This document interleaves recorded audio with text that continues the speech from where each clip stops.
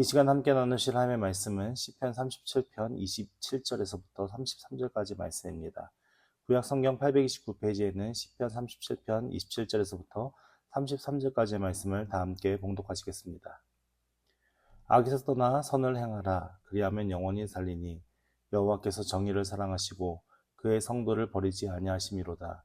그들은 영원히 보호를 받으나 악인의 자손은 끊어지리로다. 의인이 땅을 차지하며 거기서 영원히 살리로다.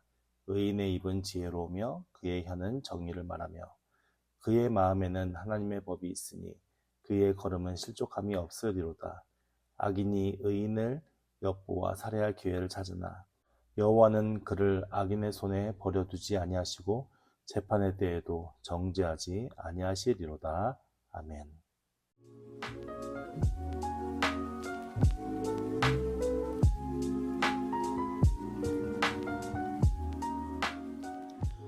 저희가 지금 계속해서 시편 37편의 내용을 살펴보고 있는데 의인과 악인의 삶의 비교에 대한 내용의 말씀이 나오고 있습니다. 오늘 말씀을 살펴보면 7절 말씀에 악에서 떠나 선을 행하라. 그리하면 영원히 살리니 라고 선언하고 있습니다. 그러니까 우리가 하나님의 은혜 안에 구원받은 백성이 될 수 있었던 이유가 무엇이죠? 우리 안에 악을 제하는 과정이 이루어져서 그렇게 된 거거든요. 근데 우리 안에 악을 제하는 과정이 어떻게 이루어졌죠? 우리의 힘으로 됐나요? 우리의 능력으로 되나요? 우리 안에 악이 없어지는 모든 과정, 우리가 죄를 짓는 모든 과정의 것을 예수 그리스도께서 희생 제물로 하나님의 제사로 돌아가셨기 때문에 십자가 지신 그 구속의 사건으로 인하여 우리가 그 악을 떠나보내고 선 위에 설 수 있는 은총을 입은 자들로 세워져서 오늘 우리가 하나님의 영원한 구원을 얻을 수 있는 백성이 되었습니다. 그러니까 지금 이 시편을 지은 다윗의 시선 속에서 하나님 나라 백성이 되어야 한다는 것은 어떤 의미를 담고 있냐면은 일반 사람들이 그냥 하나님을 믿는다, 하나님을 믿겠다, 따르는 것으로 되어지는 것이 아니라 그들의 삶이 궁극적인 변화가 일어나야 되는 거예요. 근데 그 궁극적인 변화가 무엇을 통해서 일어나냐? 악을 따르는 것이 아니라 선을 따르는 행위에 의해서 이루어진다는 거죠. 그러면 악은 무엇이고 선은 무엇이냐라고 생각했을 때 우리가 쉽게 간단하게 구분하자면 악은 세상적인 것을 얘기하는 것이고 선은 하나님에 대한 것을 이야기하는 것입니다. 그러니까 하나님을 믿는다는 것은 하나님의 말씀과 하나님의 도와 하나님의 은혜 안에서 사는 것을 이야기하는 것이고 결국 악을 따른다는 것은 무엇을 얘기하겠습니까? 세상의 욕심과 욕망을 쫓는 삶으로 내 삶이 세상의 자랑거리가 되고 내 삶이 세상의 명예로운 사람이 되고 내 삶이 세상 사람들로부터 자랑할 거리가 많은 것을 추구하는 삶, 그것이 결국 악이다라고 선언하는 겁니다. 그 이유가 무엇이냐면 우리가 성경적인 관점에서 보면 세상 모든 천지 만물은 누구 지으셨죠? 하나님이 지으신 것이고 이 세상에 존재하는 모든 것들은 다 하나님의 것입니다. 근데 유독 인간만이 무엇을 하고 있냐? 그 하나님보다 우리가 높아지려고 대적하는 그런 상황과 가치관을 가지고 살아가고 있습니다. 마치 우리가 하나님처럼 능력 있고 마치 우리가 하나님처럼 뛰어난 존재고 마치 우리가 하나님처럼 모든 것을 다 다스리고 모든 것을 다 관리할 수 있는 존재인 양 착각하면서 사는 것이 우리 인간의 삶이거든요. 그것이 악하다는 겁니다. 모든 피조 만물들은 하나님의 통치와 하나님의 질서 안에서 순종하고 복종하는 삶을 삽니다. 그러니까 결국 선은 무엇이냐? 하나님의 말씀과 하나님의 규칙과 하나님의 명령에 순종하는 삶이 선한 것인데 그 선한 것을 따르지 않는 유일한 존재가 누구라고요? 우리 인간들이라는 거죠. 그래서 다윗 시대의 다윗의 시선과 다윗의 믿음의 상황 속에서 볼 때에 진짜 의인은 누구냐? 세상의 가치를 쫓지 아니하고 하나님 앞에 순종하고 그 하나님의 뜻을 따르는 자들. 그래서 무엇이라 권면하고 있습니까? 너희가 지금까지 따르고 있던 모든 세상의 가치를 버려두고 악에서 떠나서 무엇을 따르라고요? 선을 행하라 라고 선언하는 겁니다. 이 선을 행하라는 의미 속에 무엇이 있는 겁니까? 네가 가지고 있는 생각, 우리가 가지고 있는 의식, 우리가 가지고 있는 고정관념, 우리가 배웠던 모든 세상 지혜, 그것이 먼저가 아니라 무엇이 먼저라고요? 하나님의 뜻과 하나님의 말씀이 먼저다라고 선언하는 것입니다. 그렇게 하나님의 뜻과 하나님의 은혜와 하나님의 말씀 안에 순종하는 선을 따르는 삶은 누가 그 삶을 책임지시냐? 여호와 하나님께서 영원히 그들과 함께 하실 것이다 라고 선언하는 겁니다. 그렇기 때문에 우리가 이 세상에서 참된 평강과 참된 안식과 참된 영생을 우리가 소유할 수 있는 유일한 방법은 내가 어떤 존재가 되는 것이 아니라 내가 하나님의 선택된 백성임을 받아들이고 내가 이제 하나님 나라 백성으로서 그 하나님 나라의 선을 쫓아 행하는 것이 우리가 참된 평강과 안식과 영생 안에 거할 수 있다라는 것을 깨달아 아는 사람이 참된 의인이다라고 선언하고 있는 말씀인 것이죠. 28절 말씀에 보니까 여호와께서 정의를 사랑하시고 그의 성도를 버리지 아니하심이로다라고 선언합니다. 정의라는 것은 무엇일까요? 하나님께서 행하고자 하는 진리. 하나님은 오류가 없으신 분이잖아요. 잘못됨이 없으신 분이고 완전하신 분이시잖아요. 그러니까 그분이 행하시려고 하는 모든 계획과 뜻이 정의가 될 수 있겠죠. 그 하나님의 뜻과 계획을 사랑하시고 그 뜻 안에서 성도라는 것은 하나님이 택한 백성을 이야기하지 않겠습니까? 하나님이 택하신, 하나님의 은혜로 그들을 붙드시고 계신 그 성도를 절대로 어떻게 하신다고요? 버리지 않는다고요. 그러니까 예를 들면 사람은 무엇인가를 선택했을 때 실수해서 이것을 버릴 수 있습니다. 내가 내 계획과 내 뜻이 이 모든 과정에 실수가 있고 착오가 있으면 얼마든지 내가 이것을 취하려고 마음먹었지만 그것을 버릴 수도 있는 존재가 우리 사람이거든요. 근데 하나님의 계획은 완전하시고 하나님의 계획은 부족함이 없기 때문에 하나님이 택하신 백성들을 버리시는 일이 생길까요? 그렇지 않다라는 거죠.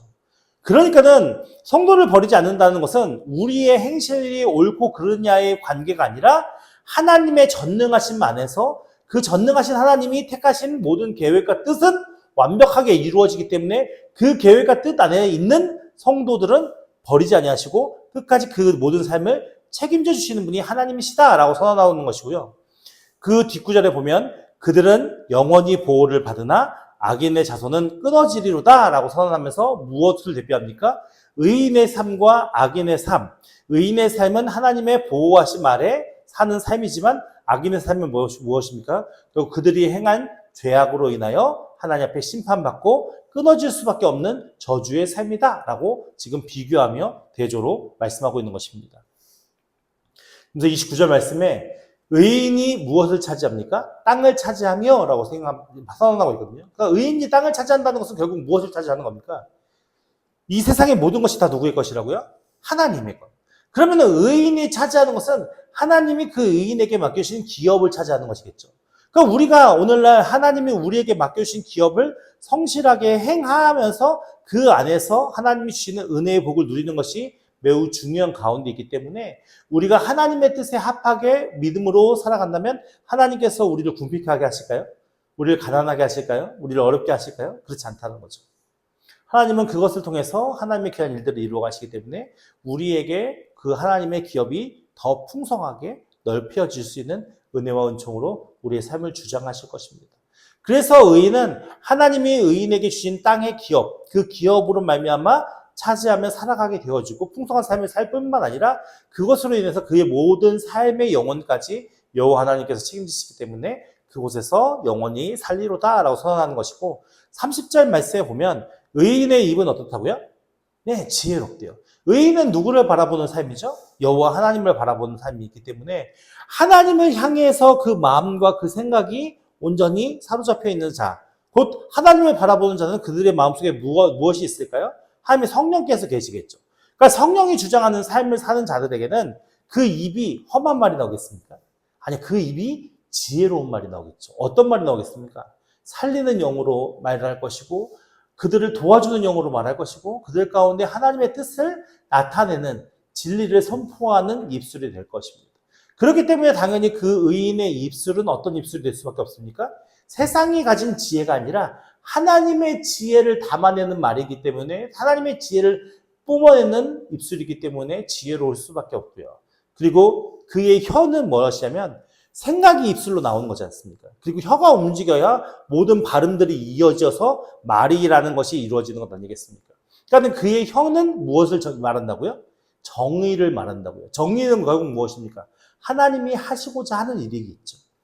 그러니까는 이 의인은 무엇을 하는 겁니까? 이미 그의 마음과 그의 생각과 그의 의식 속에 하나님의 마음이 입혀지고 하나님의 뜻과 계획이 그들의 의식 속에 사로잡혀 있어서 그들이 말하고 그들이 혀가 움직이는 모든 것에는 하나님의 지혜가 담겨져 있고 하나님이 행하실 정의가 담겨져 있고 하나님의 일들이 그들의 입술과 입으로 선언되어지기 때문에 어떻게든 무엇을 얘기하든 하나님의 뜻을 나타내는 놀라운 선으로 쓰임받을 수밖에 없는 입술이 되고 혀가 될 수밖에 없다라는 것을 이야기할 수 있겠죠. 결국 우리의 입술이 지혜롭지 못하고 우리의 혀가 정의를 이야기하지 못하는 이유가 무엇입니까? 우리의 마음속에 하나님이 그 마음을 주장하고 있는 것이 아니라 내가 내 욕심과 내 이기심으로 우리의 삶을 주장하기 때문에 우리의 입술 속에 지혜가 없고 우리의 혀 속에 하나님의 정의가 없는 것입니다. 그래서 오늘 우리가 돌아보아야 할 것은 무엇이겠습니까? 내가 하나님의 백성이라 하면서도 나는 왜 내 입술로 지혜를 말하지 못하고 왜 나는 내 혀로 정의를 말하지 못하는가라는 것을 돌아보면서 우리 안에 갖고 있는 세상적인 관념과 세상의 욕심을 내려놓고 하나님의 말씀과 하나님의 은혜로 채우는 것이 매우 중요함을 우리가 말씀을 통해 살펴볼 수 있겠죠. 31절 말씀에 그 의인의 마음에는 무엇이 있습니까? 하나님의 법이 있답니다. 그러니까 의인은 항상 무엇을 따라 살려고 하는 자입니까? 하나님의 말씀의 법을 따라 살려고 행하는 자입니다. 그러니까는 지금 시편을 쓴 다윗이 무엇을 통해 그 하나님의 법을 깨달았습니까? 하나님이 주신 율법과 하나님이 주신 계명을 통해서 알 수 있는 것이죠. 마찬가지로 하나님의 말씀이 우리 앞에 주어졌는데 그 하나님의 말씀이 우리 앞에 주어졌다라는 것은 무엇이냐면 우리가 이 세상을 살아갈 때 가장 중요한 가이드라인, 하나님 나라 백성이라면 어떤 삶을 살아야 하는지, 하나님 나라 백성이면 어떤 가치관을 가지고 살아야 되는지, 하나님의 백성이라면 하나님 앞에 어떤 자로 서야 하는지에 대한 말씀이 우리 앞에 주어졌는데 우리가 그 말씀을 중요하게 생각하지 못하고 등한시한다면 어떤 자겠습니까? 진짜 하나님을 사랑하는 자라고 얘기할 수 없겠죠. 그래서 의인은 그 마음속에 항상 무엇을 담고 있냐면 내가 어떻게 하면 하나님의 선하신 은혜 안에서 내가 순종의 삶을 살 수 있을까라는 걸 생각하기 때문에 그 마음에는 항상 무엇이 있어요? 하나님의 법이 있을 수밖에 없는 거죠. 그러니까 그 마음속에 하나님의 말씀이 하나님의 말씀이 살아 숨쉬기 때문에 결국 어떤 일이 벌어지냐면 그가 생각하고 그가 사고하고 그가 행동하는 모든 영역 속에서 실족함이 있겠습니까? 실족함이 없는 거죠. 왜냐하면 그 마음속에 하나님의 말씀이 살아 숨쉬는 하나님의 법이 있기 때문에 그렇습니다. 오늘 우리의 삶 속에 우리가 얼마나 하나님의 말씀 가운데 하나님의 은혜 가운데 거하여서 우리가 그 하나님의 법을 기뻐하며 즐거워하며 사랑하며 그 은혜 속에 살아갈 수 있느냐가 매우 중요한 가운데 있는 겁니다. 우리는 세상의 규칙과 세상의 법은 잘 지키려고 합니다. 왜 그렇죠? 그것으로 인해서 벌금을 내거나 그것으로 인해서 피해보지 않기 위해서. 운전을 하다가도요, 막 과속을 하다가도 주차 단속이나 과속 단속이 기계 앞에서는 다 속도를 멈춥니다. 그 이유가 무엇이죠? 범칙금을 내지 않기 위해서입니다. 근데 우리는 실상 우리가 함께 24시간 하나님이 우리와 함께 하신다고 수도 없이 우리의 입술로 우리의 말로 고백하면서 우리의 삶 속은 어떻습니까? 하나님의 말씀을 마음속에 품고 하나님의 법에 따라 우리가 믿음으로 살려고 합니까? 그렇지 않습니다. 왜냐하면 보이지 않는 하나님이시기 때문에. 실상 우리의 마음가짐이 다르다는 거죠. 왜냐하면 단속기계는 보이지만 하나님은 우리 눈에 보입니까? 그렇지 않잖아요. 그런데요, 진짜 성령에 붙들림 바 되어 사는 사람들의 삶은 어떠냐면 그 하나님이 느껴지고 그 하나님이 자신의 삶 속에 함께 하신다는 것이 깨달아 알아지기 때문에 결국 어떻습니까? 범칙금 카메라가 무서운 게 아니라 진짜 나를 보시고 내 옆에서 함께 하시는 하나님이 두려워서라도 우리가 믿음으로 그 하나님의 법에 따라 순종하는 삶을 세워갈 수 있는 것이죠. 오늘 우리의 믿음의 실력의 차이는 여기에 있는 것입니다. 보이지 않는 하나님을 성령 안에서 우리가 느끼며 그 하나님의 존재를 인정하며 우리가 믿음으로 그 하나님의 법 안에 살아가고 있느냐, 아니면은 보이지 않기 때문에 우리는 그 하나님을 외면하고 그 하나님을 무시하면서 내가 교묘하게 하나님과 세상을 겸하여서 우리가 그렇게 양다리 걸쳐가면서 하나님 안에서 내 세상에 유익한 것을 얻어내기 위한 삶을 살아가고 있느냐. 우리가 믿음 안에서 우리 자신을 돌아봤으면 좋겠습니다. 그리고 무엇보다도 우리 자신을 말씀 앞에 잘 투영해 보아서 오늘 내가 갖는 오류가 무엇이고 오늘 내가 갖는 의식 속의 착각이 무엇인지를 깨달아 아는 우리가 되기를 예수님으로 축원드립니다. 그래서 우리가 자꾸만 무엇을 해야 돼요? 내 속에 있는 세상의 어떤 여러 가지 많은 찌든 나의 죄악된 모습들을 하나님 앞에 내려놓고 내가 하나님의 거룩한 자로서 우리의 삶을 자꾸만 변화시켜 가려는 노력이 필요한 것이고 그로 통하여 조금씩 하나님 앞에 가까이 다가감을 통하여서 우리가 진짜 생명과 진리 되신 하나님의 은혜를 더 깊이 더 충만하게 깨달아 알아서 그 하나님의 사랑 안에서 우리가 우리의 삶을 아름답게 열매 맺어 살아갈 수 있는 것입니다. 그렇게 그러한 삶을 살아가는 자들은 절대로 그들의 걸음 속에 무엇이 없다고요? 실족함이 없다. 오늘 우리의 삶의 실패, 우리의 삶의 어려움, 우리의 삶의 괴로움, 그것이 왜 실패로 느껴지고 왜 괴로움으로 느껴지고 왜 어려움으로 느껴지겠습니까? 하나님의 뜻을 알지 못하기 때문에 그런 거죠. 하나님의 법에 따라 우리가 순종하지 못하기 때문에 그렇습니다.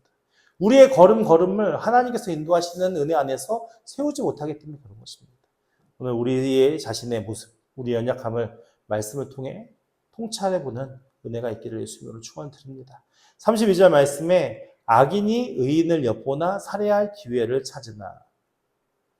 악인은 어떻게 한다고요? 자신의 죄가 의인을 통해서 더 드러나기 때문에 그 의인을 없애고자. 왜냐하면 악인의 삶 속에는 자신 앞에 걸림돌이 되는 모든 걸림돌은 다 제거하면서 자신이 높아지고 자신이 갖고 누리고 있는 모든 것들을 다 지켜나가고자 애쓰고 힘쓰는 자이기 때문에 그 앞에 의인이 서서 그 의인으로 통하여 자신의 죄가 더 드러난다면 기꺼이 그것을 다 제하면서까지 자신의 것을 지키고자 하는 의지로 살아가는 자들이기 때문에 언제든지 살해할 기회를 찾고 엿보고 그리고 모략하고 계획을 잡을 수 있는 것입니다. 그래서 우리가 사실은 이 악인들이 의인을 살해하고자 기회를 엿보고 살펴보고 있는 이 모든 것들을 막을 수 있습니까? 없습니까? 사실은 그것에 대해서 방비할 수도 없고 그것에 대해서 조심할 수도 없고 사실은 어려운 상황에 있죠. 그래서 악인의 공격과 악인의 공세에 속절없이 의인은 당할 수밖에 없는데 결국 그 의인을 지키는 것은 의인 자신이 가진 능력이 아니라 33절 말씀에처럼 여호와께서는 그를 악인의 손에 버려두시지 아니하신다는 은혜 안에서 쓰는 겁니다.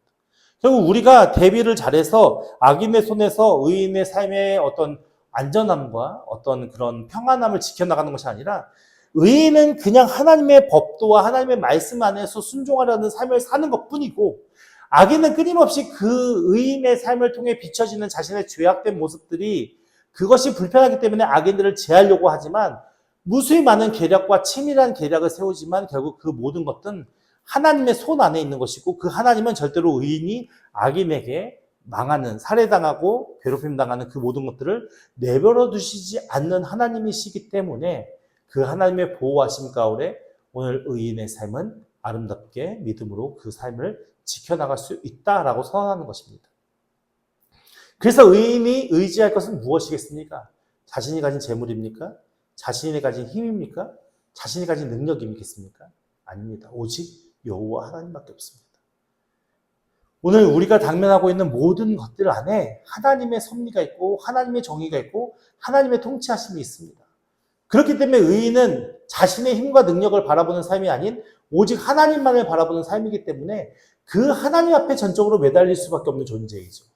그러면 하나님께서 그 의인의 기도와 간구와 부르짖음에 응답하시는 겁니다.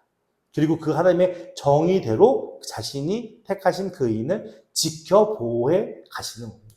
그래서 오늘 우리는 온전히 하나님을 전적으로 의지할 수밖에 없는 존재이고 우리의 삶에 우리가 아무리 지혜를 내서 우리의 삶을 잘 경영한다 하더라도 전능하신 하나님만큼 할 수 있겠습니까? 그 믿음을 갖고 그 전능하신 하나님이 오늘도 우리 가운데 부족함이 없는 손으로 역사하신다는 것을 믿고 우리가 그 하나님을 의뢰하면서 어떤 외부의 것에 의식하지 않고 당당히 우리의 믿음의 길을 걸어갈 수 있는 자가 되어야 하는 것입니다. 그렇게 믿음으로 걸어가는 자가 종국에는 어디 앞에 서는 거죠? 의인이든 악인이든 모두 다 종국에는 하나님의 재판대 앞에 서는 것이고 그 재판대 앞에 섰을 때에 각자가 행한 행실에 따라서 의인은 하나님에게 전적으로 의지했기 때문에 그 전적으로 의지했던 그 삶을 통하여 영원한 구원에 이를 수 있는 것이고 악인은 그가 행한 악한 행위로 말미암아 영원한 형벌에 처할 수밖에 없습니다. 그래서 그 재판대 앞에서 재판할 때에 의인은 어떻게 된다고요? 정죄받지 아니하리로다라고 선언합니다. 그러니까는 이 다윗이 예수 그리스도의 존재에 대해서 이해했는지 안 했는지는 알 수 없겠지만 그의 영적인 통찰력으로 이해하실 수도 있고 못할 수도 있지만 결국 어떻습니까? 모든 인간들의 죄의 것은 해결받지 않으면 제사로나 어떤 우리의 죄의 문제가 하나님 앞에 해결되지 않으면 절대로 구원받지 못한다는 것을 알고 있었을 것이고 그래서 의인이 되어서 악을 떠나는 삶을 살고 선을 행하는 삶을 살아야 한다라고 지금 권면하는 말씀인 것이고 오늘 우리가 예수 그리스도의 보혈로 말미암아 구원받은 우리는 의인이 되었기 때문에 이제 무슨 삶을 살아야 되는 겁니까? 전적으로 여호와 하나님을 따르는 삶, 그 하나님을 의지하며 그 하나님의 말씀과 그 하나님의 법도와 그 하나님의 정의 안에 행하는 삶을 사는 것이 가장 중요한 믿음의 삶임을 오늘 다윗의 시편을 통해서 우리는 확인해 볼 수 있는 것입니다. 우리의 말씀을 통해서 우리가 함께 마음으로 나눌 수 있는 은혜가 있기를 원합니다. 우리 자신의 스스로를 바라보면서 우리 안에 연약함이 무엇이고 우리 안에 죄악됨이 무엇이고 정말 우리는 의인의 삶을 살고 있는지 악인의 삶을 살고 있는지 의인이라고 하면서도 우리의 삶은 악인에 가깝지 않는지 우리 스스로를 돌아보아서 우리가 정말 다윗이 권면하는 것을 귀담아 듣고 그 의인의 삶을 바라보며 하나님과 함께 동행하는 은혜가 있는 믿음의 삶을 살아야 하는 우리 모두가 되기를 예수님으로 축원드립니다.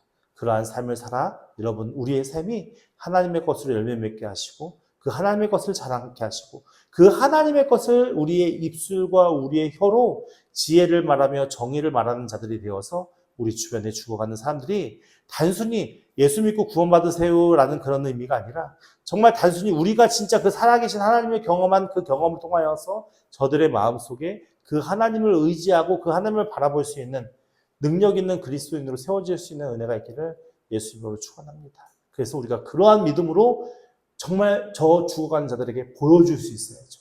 하나님에 대해서 증언할 수 있어야죠. 오늘 우리가 그냥 지나가는 말로 우리가 예수 믿지 않으면 지옥 갑니다. 예수 믿으세요라고 얘기하는 것이 얼마나 능력이 있겠습니까? 사실은 그 말보다는 우리의 행위가 더 중요한 거고 더 증명하기 쉬운 겁니다. 우리가 입술로는 예수 믿으세요 하고 세상의 가치와 세상의 관념을 똑같이 따르는 행위를 한다면 저들이 예수를 믿을 수 있겠습니까? 그렇지 않겠죠. 예수 믿는 사람들은 세상 사람과 다르지 않다라는 것을 예수 믿는 사람들이 보여줘야 되는 겁니다. 우리가 많은 걸 가지지 못하더라도 우리가 많은 것을 누리지 못하더라도 내 안에 계신 예수로 인한 풍성한 기쁨과 행복과 평안을 그것을 저들에게 보여줄 수 있다면 우리보다는 더 많은 것을 가진 이들, 우리보다 더 연약한 자들이 우리를 바라보며 소망을 찾을 수 있는 은혜로 우리가 세워져야 되는 것입니다. 그래서 먼저 우리가 변화되고 우리가 더 하나님이 거하실 아름다운 성전이 되기 위해서 우리 스스로 우리의 삶을 세워가는 그런 노력으로 우리가 하나님의 말씀에 더욱더 집중하며 하나님의 은혜를 더욱더 집중하면서 그렇게 여러분 우리 모두가 함께 노력하면서 하나님의 영광을 위해 쓰임받기를 소망하는 믿음의 백성 되기를 주님 예수님의 이름으로 축원합니다.